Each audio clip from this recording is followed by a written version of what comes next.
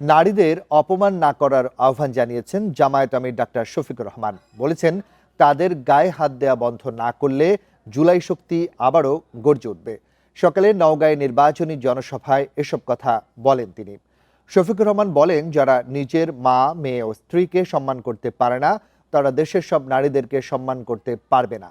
দেশের মানুষ যে ধর্মেরই হোক না কেন, যোগ্যতা ও দেশের প্রতি দায়বদ্ধতা বিবেচনায় অধিকার পাবেন।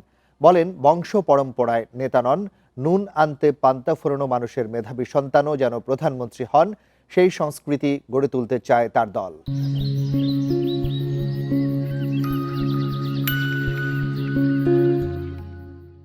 বাংলাদেশের এই যুবক ছেলেরা, বিপ্লবীরা ঘুমায়ে পড়ে নাই, আবার বিস্ফোরিত হবে, গর্জে উঠবে, মায়ের অপমান সহ্য করবে না।